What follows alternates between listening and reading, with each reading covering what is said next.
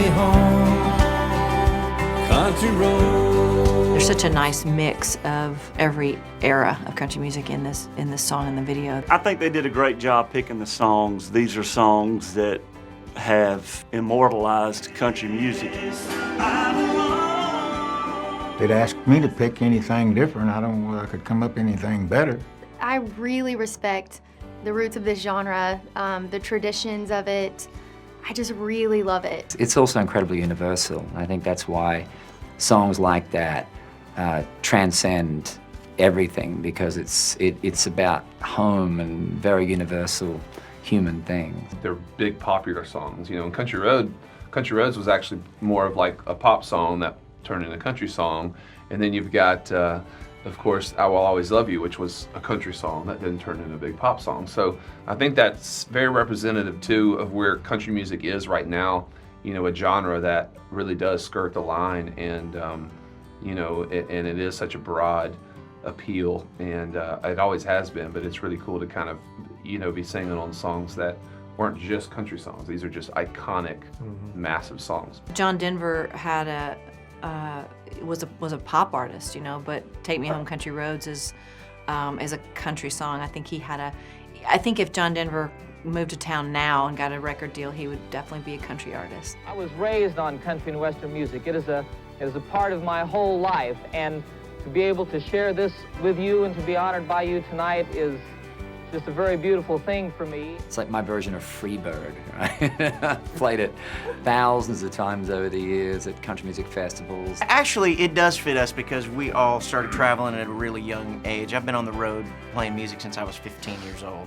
And we certainly were on the same bus for many, many years together, so It was a thrill to be able to sing that line in one of the most popular country songs. I'm from Texas, so On the Road Again is definitely close to my heart. These songs, they're not just iconic, they're ubiquitous. You've been places where you heard those.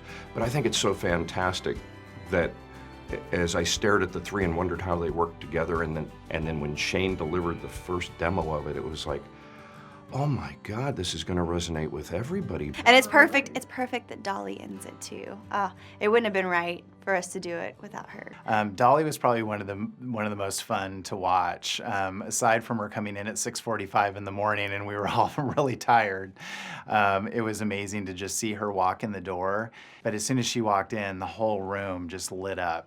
And she just came in with such energy, just kind of burst onto the set. What in the world are you crazy people doing up? She's one of the greatest treasures that all of music has ever had. And she just said, all right, great, show me where you want me to sing. And I said, it feels very strange to me that I'm about to tell you where to sing I Will Always Love You. I really don't get starstruck, but Dolly Parton, I mean, she's like one of, like, in my list of, like, kids, when I was a kid growing up, that people were just big, like you would never imagine that you would ever get to meet them.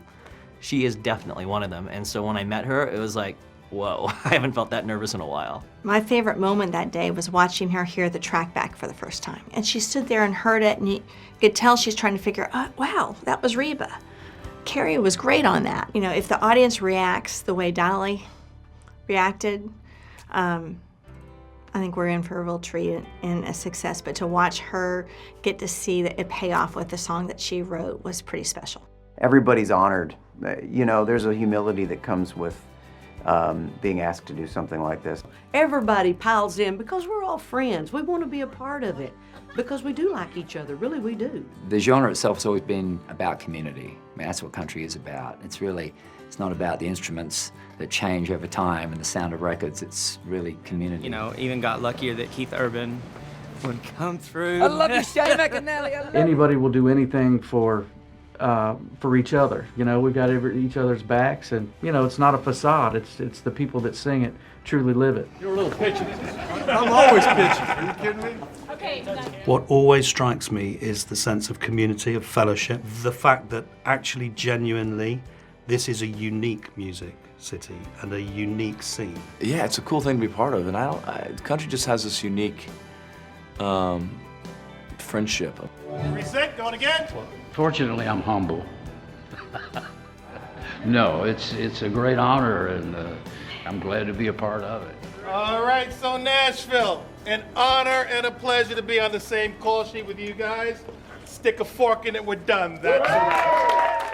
This is a 50th anniversary of country music time capsule, and to have the responsibility of putting that together, it was exciting, and I feel honored. So many fans all over the world are just going to be blown away by this, I have no doubt. And I think this piece will be one of those that you can go back to time and time again and discover a different layer of it every time. It's going to be special, and I think we're all at this point as artists kind of on the edge of our seats to see what they end up doing with it. To think that it's been 50 years is, that's quite an accomplishment.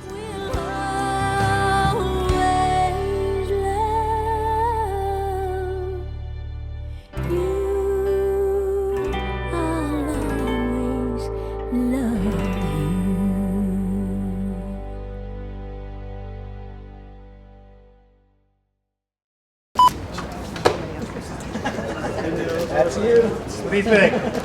Does it go with my outfit? I'm honored to be a part of it. You know, with George Strait, Willie, and you know, just everybody. Just T-Pain, everybody. Flow Rider. Yeah, Snoop It's Dogg. just going to be Everyone. unbelievable. Oh my God, hello. Okay. I mean, I'm glad they didn't give that to Keith Urban, who's, you know, Australian.